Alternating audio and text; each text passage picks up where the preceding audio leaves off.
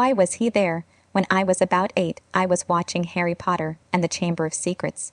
At some point, I heard the doorbell ring downstairs, so I went down and looked at the window facing the door, as I was taught to do. A man who I'd never seen before was there, and he gave me a smile and wave. Something inside me did not feel right, so I went over to my grandmother, who lived with us at the time. I told her there was a man at the door, and I had no idea who it was. She immediately got up and asked him through the door what he was there for. He said he was there to tour the house since he saw that it was for sale. He said he saw the sign. There was no for sale sign in front of our house. The only time our house had been for sale was when we bought it, and 2 years prior to this when we had it on the market for maybe 3 months. He was insistent that he saw it was for sale and wanted to see inside. He didn't sound angry or confused. He sounded confident in his intention. If anything, you would think my grandmother was the one who didn't know what she was talking about. They went back and forth for a minute or so.